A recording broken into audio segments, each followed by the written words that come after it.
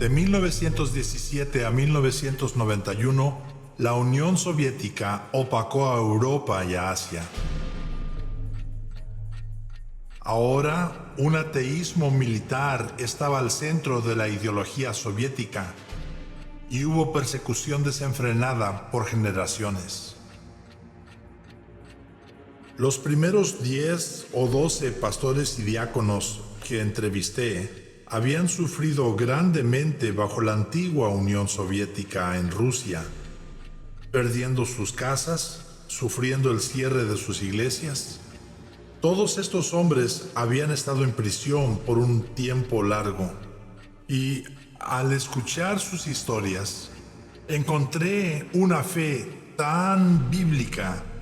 De nuevo, yo no soy profesional, ¿saben? Tengo estas preguntas que quiero hacer, pero me encuentro inquiriendo de esas personas, ¿dónde aprendieron a vivir así? ¿Dónde aprendieron a morir así? Esas son preguntas poderosas. Salían de algún punto de mi alma. El primer pastor con el que hablé, cuyo padre también había sido pastor, me dijo, me acuerdo del día que mi padre me dijo, mañana iré a prisión por nuestra fe. Ahora, por toda esta área, los comunistas colgaban hasta la muerte familias enteras que rehusaban negar a Jesús. Me dijo, si mientras estoy en prisión escucho que mi esposa y mis hijos fueron colgados hasta la muerte, en lugar de negar a Jesús, voy a ser el hombre más orgulloso de la prisión. ¿Dónde encaja eso? ¿Qué hago con eso? Estoy casi tan aturdido por el amor y la fe como estaba aturdido por la incredulidad y el odio. Ninguna de estas cosas encaja en mi vida. Y escuché este tipo de historias una y otra vez. El padre del siguiente pastor también había sido pastor. Y él habló del día cuando los comunistas arrestaron a un número de pastores líderes y los echaron en la prisión. Pusieron a su papá en una instalación de tortura de la KGB por 9 meses y le hicieron todo lo que jamás se ha leído en la historia, dándole sal en pan, colgándolo de los brazos, haciéndolo sentarse en una silla por 72 horas y cada vez que se dormía o se caía lo golpeaban. Un guardia era particularmente brutal. Le traía un pan tostado cada día para el desayuno con materia fecal del guardia en el pan. Habló de cómo por un año entero nunca pudo ver a su padre, sin saber realmente si su papá estaba vivo o muerto, solo porque era el pastor de la iglesia. Y entonces llamaron a él y a su mamá al campo de trabajos forzados.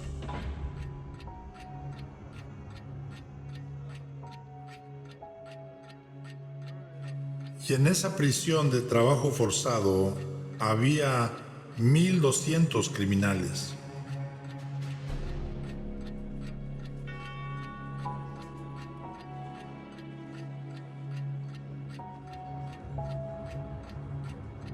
Habían dividido el patio de los ejercicios con mesas a la mitad y les dieron 1 hora para comunicarse. Y él me dijo, esperé,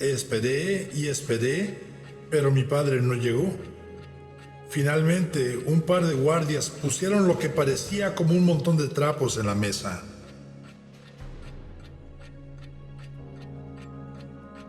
Y me dijo, por el azul penetrante de los ojos, de los restos esqueléticos, demacrados y torturados de ese hombre, reconocí que este era mi padre. Y le dije, Padre, estoy tan orgulloso de ti. Si mis hijos quieren poner eso en mi lápida, moriré un hombre feliz.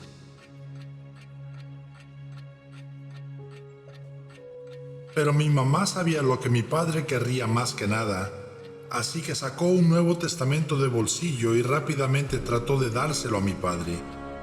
No fue lo suficientemente rápida y el guardia lo vio, lo tomó y lo reconoció por lo que era. Gritaba de manera que todos pudieran oír: «Mujer, ¿que no sabes que es por tu Dios y este libro que tu esposo está aquí y en estas condiciones? ¿No sabes que puedo matarlo? Puedo matarte a ti y puedo matar a tu hijo y probablemente reciba una promoción por ello». Y él me dijo: mi pequeña madre miró a ese hombre poderoso y le dijo: «Señor, usted puede matar a mi esposo, me puede matar a mí y hasta puede matar a mi hijo, pero nunca nos podrá separar del amor que es en Jesús». Y me dijo: estaba tan orgulloso de mi madre.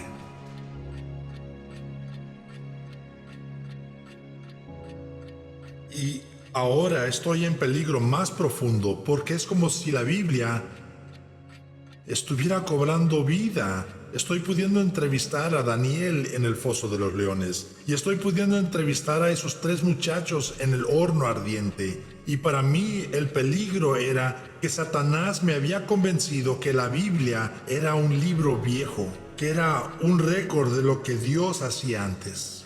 Pero llego allí y me encuentro con que Dios está haciendo hoy exactamente lo que ha hecho por miles de años, aún antes de que la Biblia fuese impresa. Y de repente, si la Biblia está en el tiempo presente activo y yo solo la estoy practicando en el tiempo pretérito, ¿qué dice eso acerca de mi fe y mi país y mi iglesia y de mi denominación?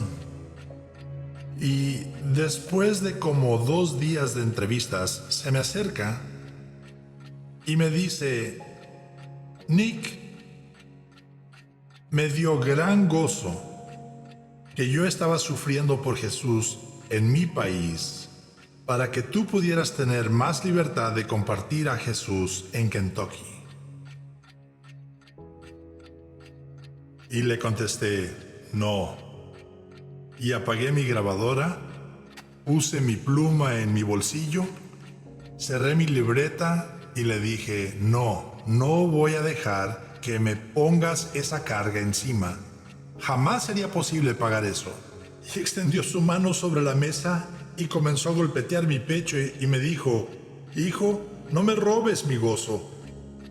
Jamás creas que hay una iglesia libre y una iglesia perseguida. Solo hay una iglesia».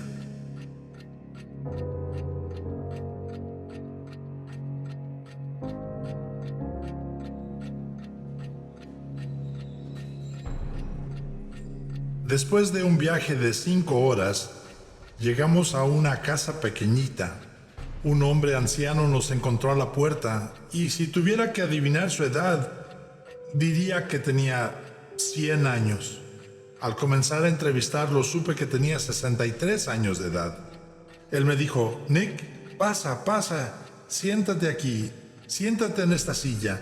Este es el lugar donde yo estaba parado enseñando la Biblia cuando fui arrestado y enviado a prisión por 17 años. Saben, yo he estado en África por 2 décadas y no me quiero sentar en esa silla. Me quiero sentar en otro lugar». Pero hizo que me sentara allí y comenzó a relatarme su historia. Que él era un ingeniero y su esposa era maestra y sus hijos iban a la escuela de gobierno. Y él trabajaba en una fábrica de gobierno. Me dijo cómo por un periodo de tiempo los pastores fueron comprometidos y las iglesias fueron cerradas.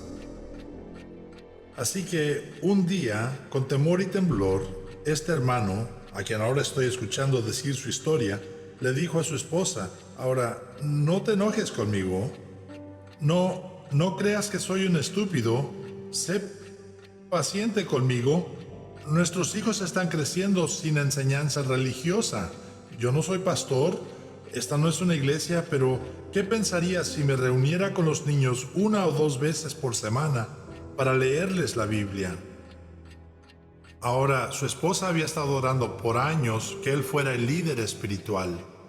Dicen en África, el hombre es la cabeza, pero la mujer es el cuello, y ella puede voltear la cabeza para donde quiere. Así que él comenzó a leer la Biblia a sus hijos, aunque al principio hacía un trabajo terrible. Pero con el paso del tiempo, ellos comenzaron a aprender las historias y a decírselas entre ellos y a interactuar con las historias. Los vecinos pudieron observar esto y vinieron a este hombre de Dios y le dijeron: ¿podemos venir a estudiar la Biblia contigo? Y él les dijo: momento, no, yo no soy pastor, no he recibido entrenamiento, esta no es una iglesia. Les dijo: solo cantamos y oramos y hablamos de la palabra. Y ellos dijeron: eso es todo lo que queremos hacer. Cuando este pequeño grupo de casa creció a ser de 75 personas, la KGB llegó durante un servicio de adoración y arrestaron al hombre de Dios desde el mismo lugar donde yo estaba haciendo la entrevista.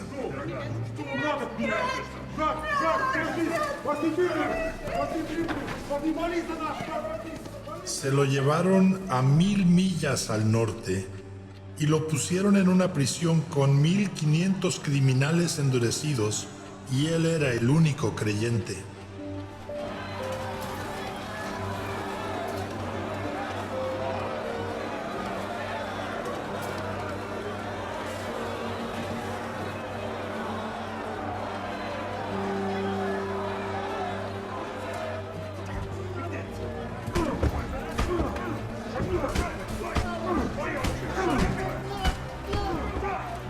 Escuchando su historia, no pude evitar preguntarle abruptamente cómo pudo soportarlo, cómo sobrevivió, qué fue lo que hizo. Y él me dijo: por esos 17 años en la prisión, cada mañana cuando el sol estaba saliendo, me paraba al lado de mi cama en atención, elevaba mis brazos en alabanza y me volvía hacia el este y entonaba el canto de mi corazón a Jesús.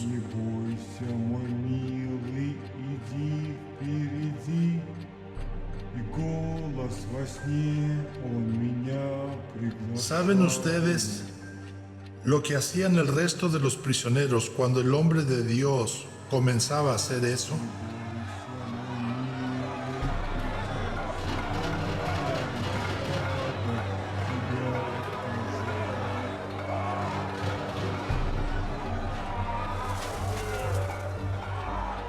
Lanzaban comida vieja, lanzaban desecho humano, y allí está parado nuestro hermano con sus manos elevadas, alabando a Jesús, entonando el canto de su corazón.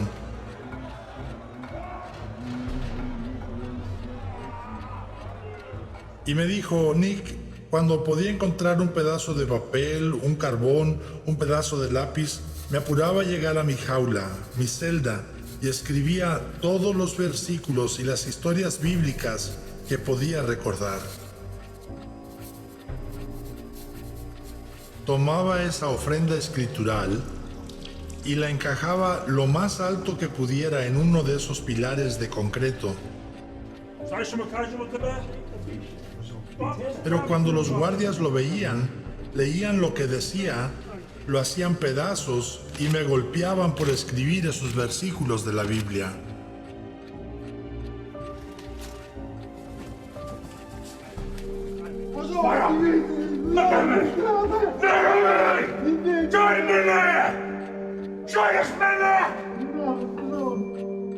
Y esto era muy común en muchos lugares de la antigua Unión Soviética.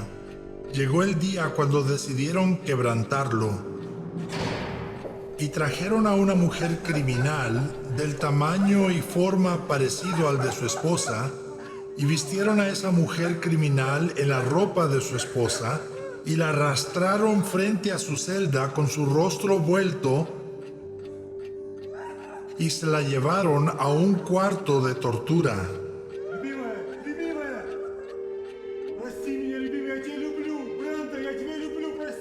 Él escuchó por 3 días y 3 noches mientras la abusaron y la torturaron y la mataron.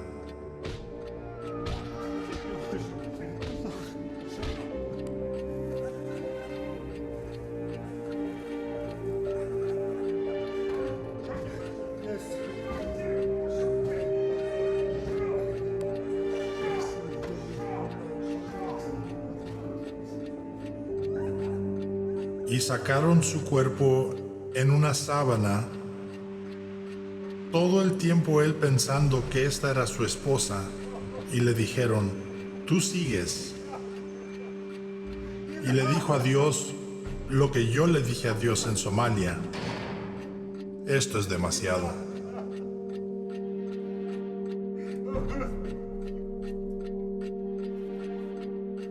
Y se sentó a un lado de la cama, se dio por vencido, llamó a los guardias y les dijo: ustedes ganan.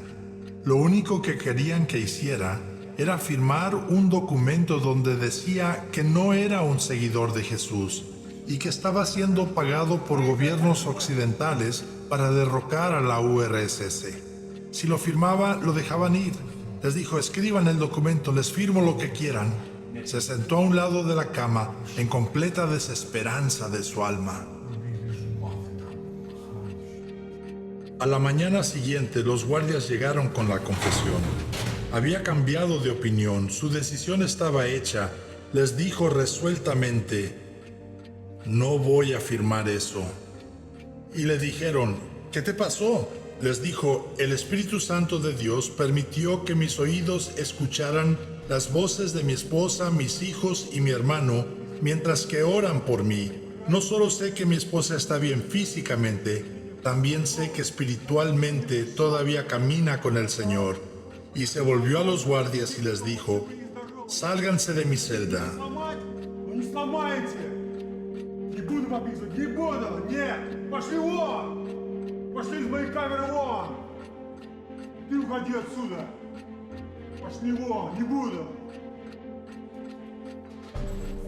Me dijo Nick, 2 semanas más tarde, en el patio de los ejercicios estaba una hoja entera de papel y tirado al lado estaba un lápiz, y yo sabía que el Espíritu Santo lo había dejado allí para mí.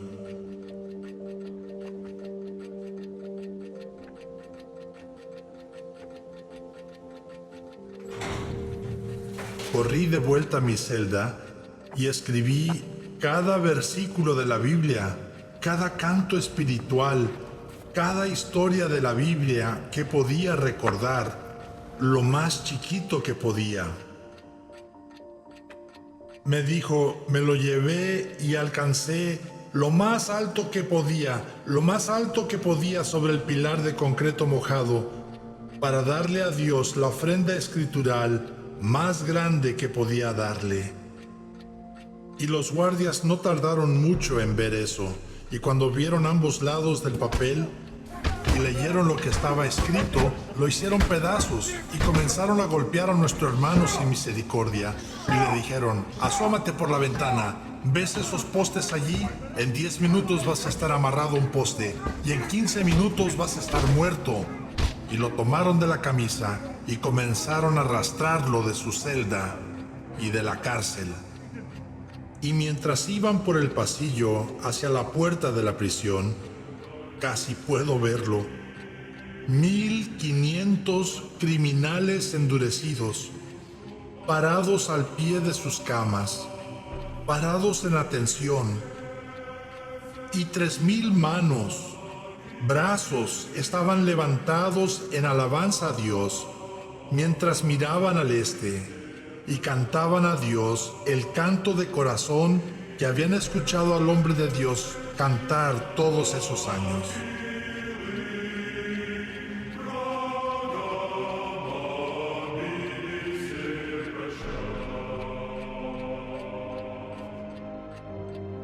¿Puedes imaginar cómo sonaba ese coro a Dios?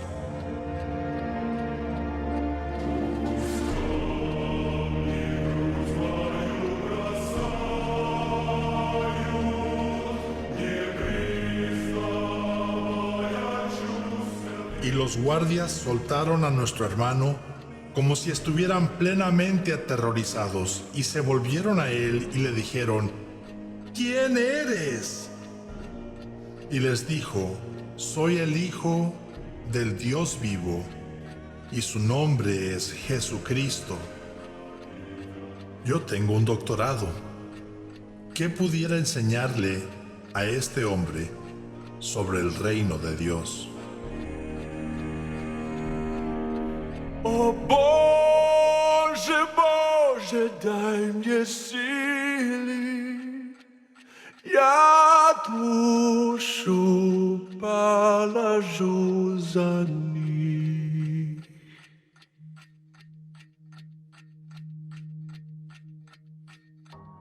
Escucho esas historias y apenas lo puedo creer. No, yo no soy profesional. Y les reclamé a esos hombres, ¿por qué no han escrito esto? ¿Por qué no han hecho películas de esto? Esto es material de Hollywood. Y les reclamé tanto que un pastor muy amable me tomó del brazo y me llevó a una ventana oriental de la casa. Me dijo, entiendo que tienes 3 hijos. Le dije, sí. Me dijo, ¿cuántas veces se levantó en la mañana y llevó a sus hijos a la ventana oriental de la casa y les dijo, miren muchachos, el sol está saliendo en el este? Le dije, nunca he hecho eso. Me dijo, ¿por qué? Le dije, la gente diría que estoy loco porque el sol siempre sale en el este. Me dijo, por eso es que no hablamos de la persecución. Es como el sol saliendo por el este.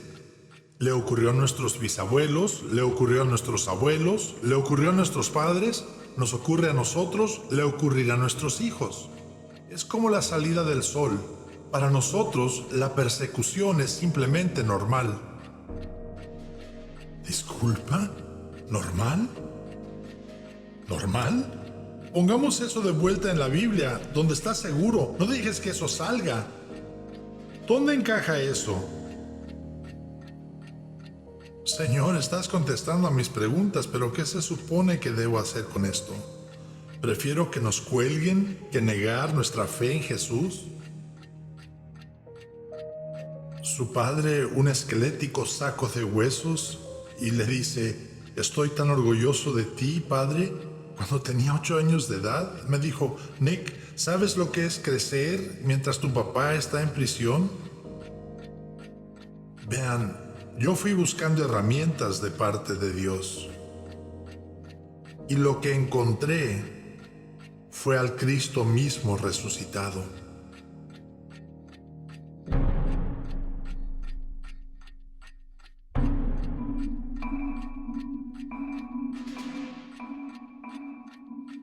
Y luego nos fuimos a China. Por los últimos 60 años la iglesia había florecido en medio de persecución y represión. Recuerdo que es el único lugar en el mundo donde jamás he sentido el choque cultural. Tenía un poco de tiempo mientras que esperaba que llegara un guía que me llevaría a una iglesia que se reunía en una casa. Me dijeron que fuera a cierta ciudad, a cierto mercado de carne y que alguien me abordaría. Saben, yo estoy acostumbrado a carne y papas como en Kentucky.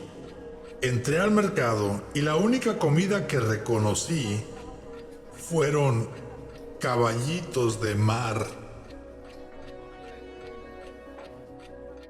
Y me sentía tan alto y a donde fuera creo que la gente pensaba que les iba a dar mal de ojo.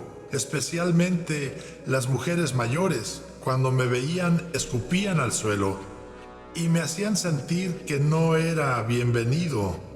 El guía me tocó el hombro y me dijo, vente, súbete a la combi. Y me llevaron a 18 horas de allí.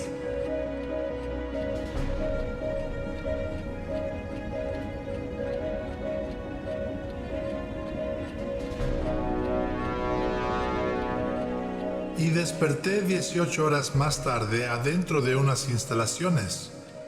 Ustedes saben, paredes gruesas y como 3 metros de alto, y adentro una granja y casas chinas, y levantan la pared de concreto y luego construyen cuartos individuales en la pared, y luego tienen un espacio abierto de tierra donde cocinan, y hay árboles y otras cosas. Y de repente me encuentro rodeado como por 170 líderes de iglesias caseras, hombres y mujeres, plantadores de iglesias, evangelistas. Por 4 semanas en China, la mayor parte del tiempo dormí en una cama como así de grande y casi cada noche con 3 o 4 chinos. Usted sabe, despertaba con un brazo de un tipo sobre el pecho y otro dándome la bendición de Abraham. Usted sabe, no hay eso muy edificante. 40% de los pastores de iglesias caseras habían estado en prisión por 3 años. Consideran en China la prisión su seminario. Es su institución teológica. No confían muy bien en nadie hasta que haya estado en prisión.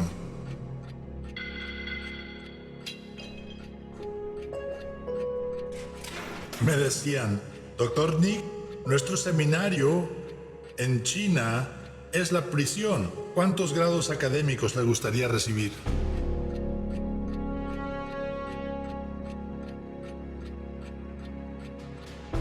El primer día que se congregó esta iglesia casera, hice entrevistas que cambian la vida. Después de esas 3 entrevistas, como 10 horas, el líder me dijo, bien, Nick, ya no más entrevistas.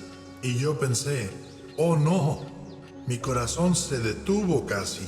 Y cuando él vio mi cara, se rió y me dijo, no te preocupes, estamos aprendiendo tanto de ti que queremos que hagas el resto de las entrevistas enfrente de los 150, 170 personas que están aquí.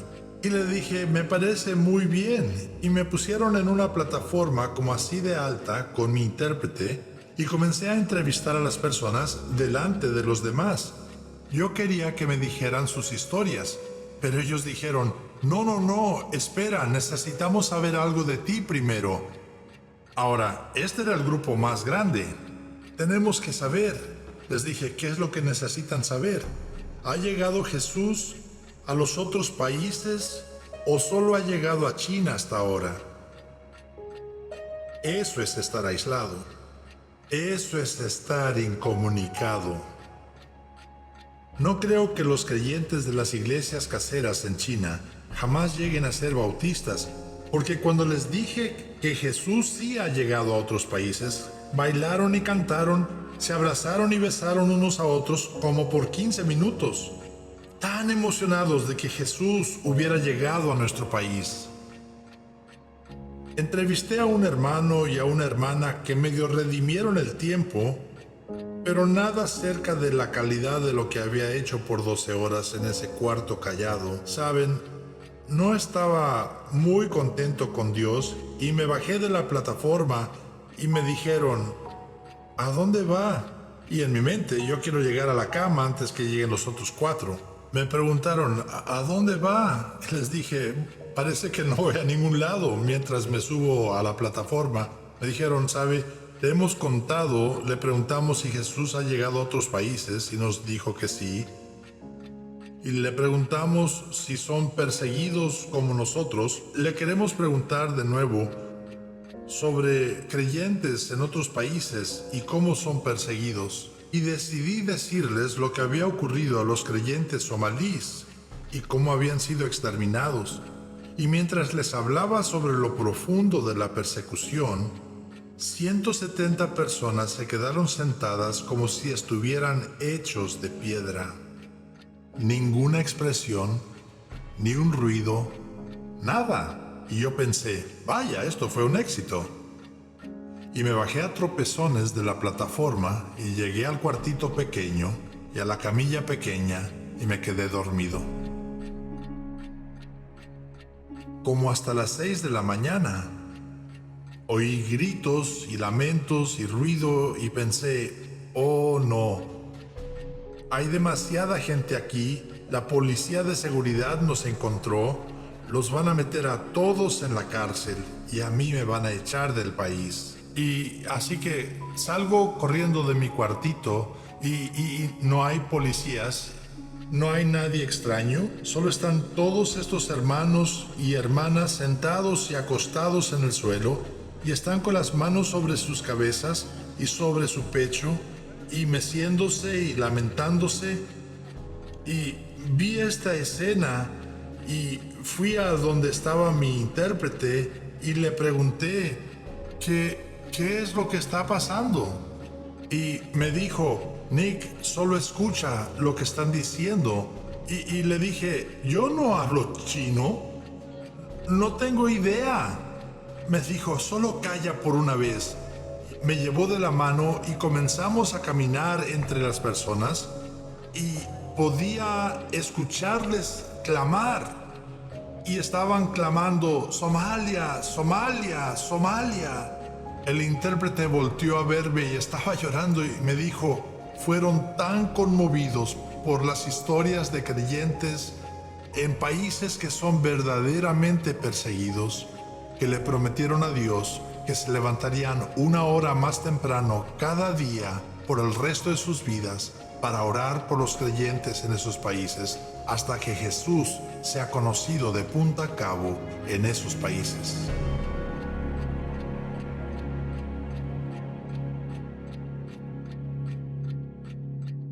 Saben, solo había como 400 a 700 mil personas que eran consideradas creyentes en varias iglesias y denominaciones cuando el comunismo vino a China en 1948.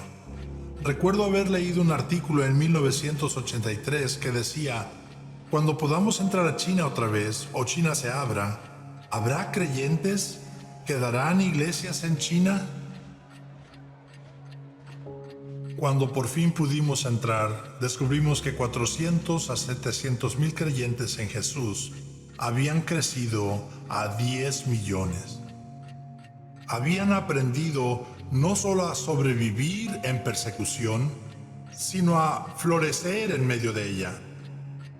Esta no es una iglesia secreta. No se pueden esconder lo que al presente son 85 a 100 millones de creyentes.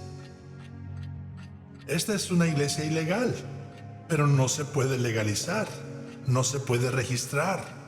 Pero en muchos lugares bendice de tal manera a las personas de la comunidad, incluyendo a las autoridades, que las autoridades acuden a los líderes de iglesias caseras para que les ayuden a resolver disputas. ¿Por qué crecieron de 400, 700 mil personas a 100 millones?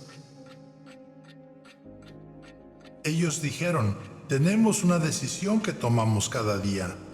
Nos hacemos esta pregunta, ¿quiero identificarme con creyentes en persecución o quiero identificarme con sus perseguidores? Y cuando les pregunté, ¿cómo determino con quién es que me estoy identificando? Ellos respondieron, si compartes a Jesús con alguien más hoy, o te lo quedas para ti mismo.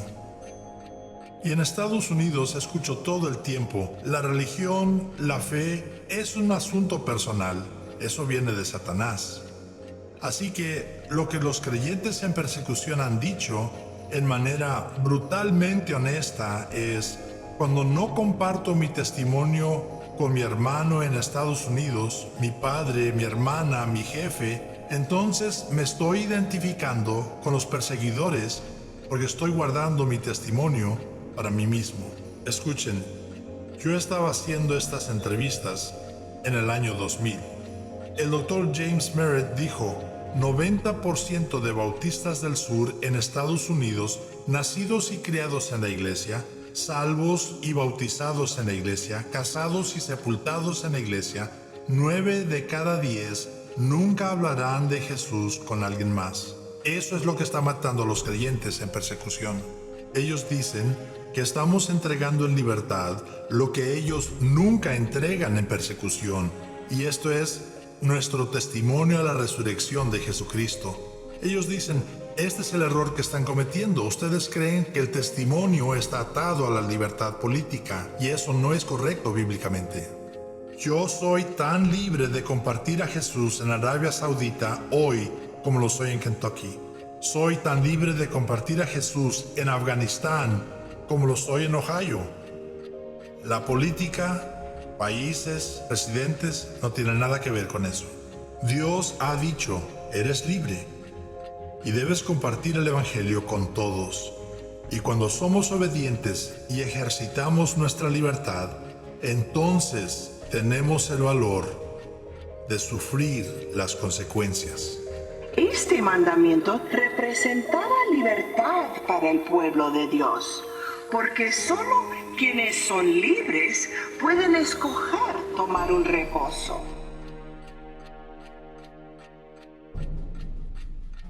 Me gustaría decirles del hombre más fuerte que creo que jamás he conocido. No lo debo ubicar más que decir que fue en Asia Central, porque vive en uno de los lugares más difíciles de la Tierra. Estuvo de acuerdo que si nos encontrábamos en un tercer país, me daría la entrevista. El trato fue que yo no trataría de verlo, ni trataría de identificarlo en alguna manera, nunca le preguntaría su nombre. Le dije, bien, tú estás a cargo de toda la seguridad. Y digo que es el hombre más fuerte que jamás he conocido, porque años atrás, muchos años, cuando otro país invadió su país en el nombre de Alá y por Islam, él dirigió a un grupo de 15 hombres para pelear contra los invasores. Y me dijo, Nick, yo me alegraba mucho cuando podía llegarle a un soldado invasor extranjero por atrás, cuando podía cortarle el cuello y dejar que su sangre corriera sobre mis manos y mis brazos como una ofrenda a Dios. Yo estaba interesado y horrorizado al mismo tiempo por la historia. Le pregunté, ¿tienes idea de cuántas personas mataste? Me dijo, dejé de contar después de 150. Y me dijo, en la noche soñaba que había manchas de sangre en mis manos, y en noches sucesivas, cuando soñaba, la sangre aumentaba hasta cubrir mis manos, mis brazos, y me escurría por los codos. Me dijo, de veras supe que me estaba volviendo loco cuando empecé a ver la sangre mientras estaba despierto. La reconocí como la sangre de los cientos de personas que maté. Ninguna cantidad de tallarme y lavarme la limpiaba. Me dijo, usé arena, usé jabón. Nadie más la veía, cada día, cada noche. Nada me la quitaba. Me dijo, luego una noche, el sueño cambió. Estaba un hombre parado allí, vestido de blanco, rodeado por una luz brillante, y había cicatrices en sus manos, y cicatrices en sus pies, y cicatrices en su cabeza, y una en su costado. Y dijo en arábigo, yo soy esa Masía, yo soy Jesús el Mesías. Si me encuentras, yo te puedo limpiar la sangre. El sueño terminó. Despertó y emprendió una jornada de 6 meses para encontrar a Jesús el Mesías. ¿Cómo pudo saber eso? No han tenido la Biblia por 2000 años. Había o poco o ningún acceso a una Biblia. No había manera de encontrar un pastor con quien hablar, así que estuvo teniendo que armar el evangelio de aquí, de allá, parte por parte, y hizo eso por 6 meses hasta que encontró a Jesús, el Cristo. Recibió a Jesús en su corazón y Jesús inmediatamente limpió la sangre.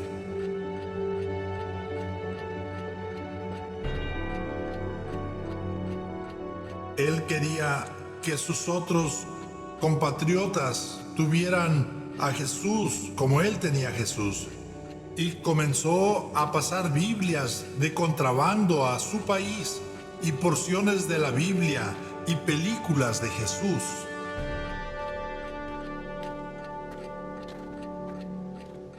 Y un día, al dar la vuelta a una esquina en las montañas, se encontró a los hombres que antes encabezaba.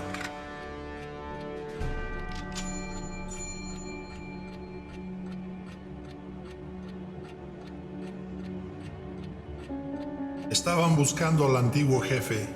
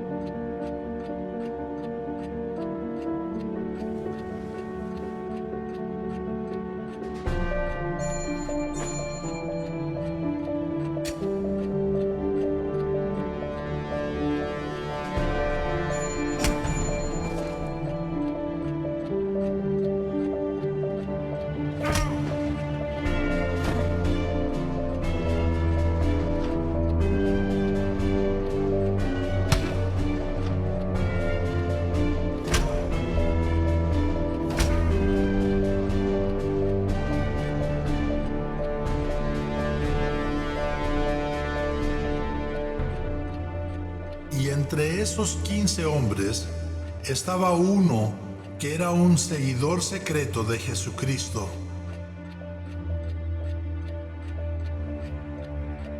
El hombre habló a sus compañeros y les dijo: estamos siendo tontos. Si matamos a nuestro antiguo comandante aquí, no vamos a saber con quién está trabajando en ambos lados de la frontera.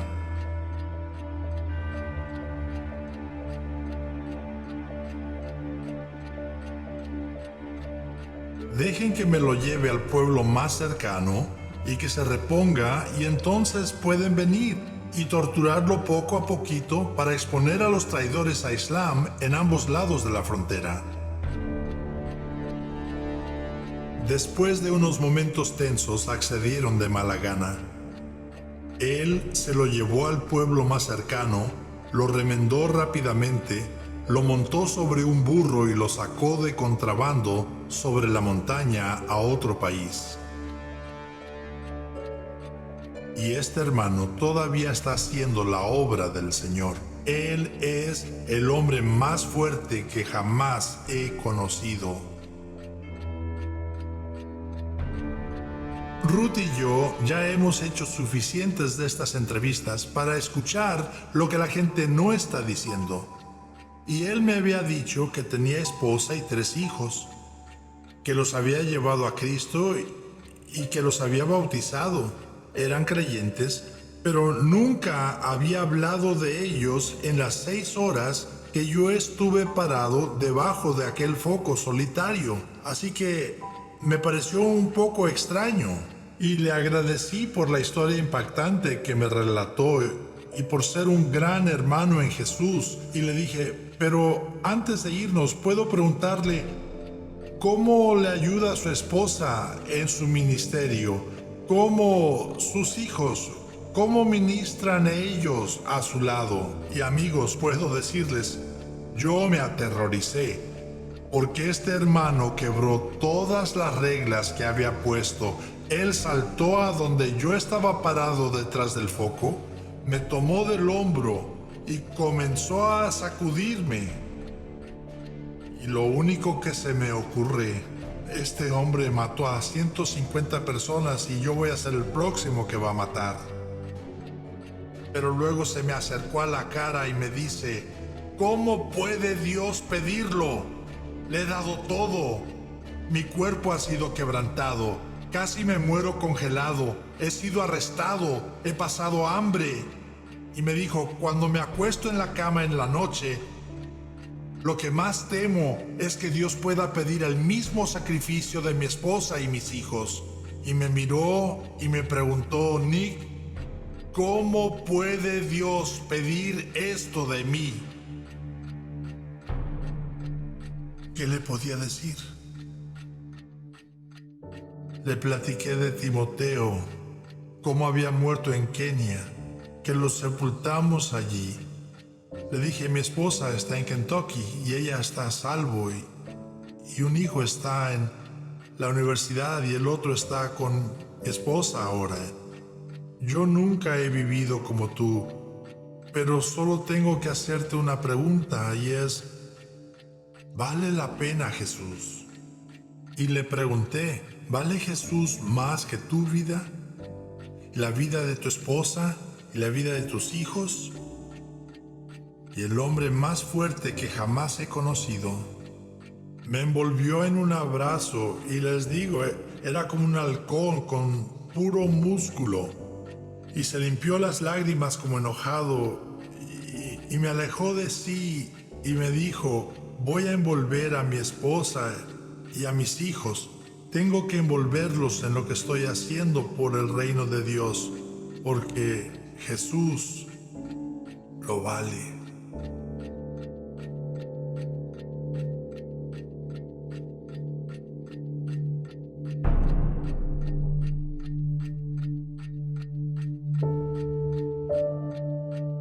El hombre más fuerte que he conocido me dio la pregunta, tal vez la única pregunta que importa para los creyentes. Y tristemente, cuando preguntamos a la mayoría de la iglesia occidental, ¿vale Jesús más que mi vida y la vida de mi esposa? ¿Y es apropiado tomar riesgos con tus hijos por el servicio del reino de Dios? La respuesta ha sido un silencio sobrecogedor. ¿O ha sido, no, eso no se hace con tu esposa e hijos? Recuerdo haberle preguntado a Ruth cuando Timoteo murió. Ustedes saben, estábamos hechos pedazos. Y le dije, hemos dado un hijo por hacer esto. ¿Arriesgamos a nuestros otros 2 hijos?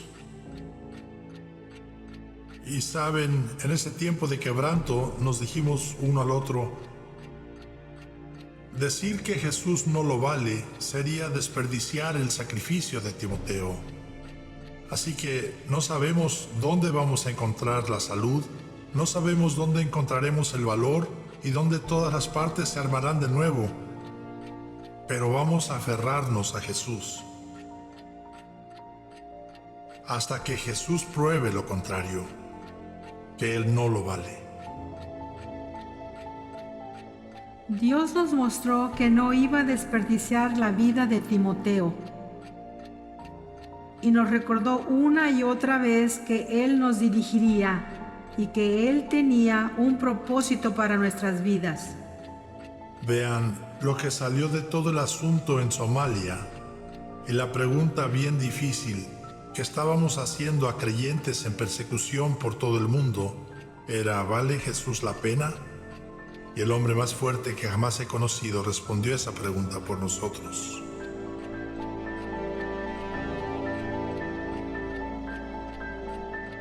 Y aquel hombre de pie entre 1500 criminales empedernidos, con sus manos elevadas y su rostro hacia el este, entonando el canto de su corazón a Jesús, Él nos probó que Jesús lo vale. Ese bulto esquelético de pastor torturado por la KGB y su hijo de 8 años tomando su mano y diciendo, papá, estoy tan orgulloso de ti. Esa familia está diciendo, Jesús lo vale. Sabíamos el riesgo, sabíamos el costo, pero la vida y muerte de Timoteo valió la pena, porque la vida de Cristo y su amor lo valen.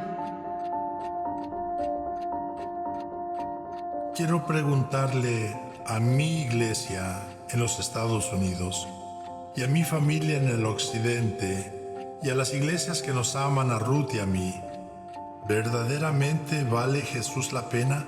¿Qué riesgos estamos dispuestos a tomar por el reino de Dios?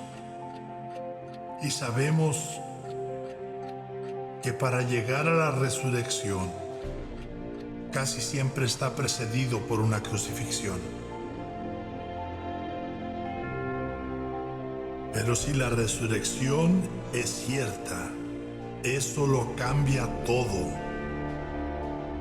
Y el Evangelio continúa siendo autenticado, por lo que los creyentes están dispuestos a sufrir por la causa de Jesucristo.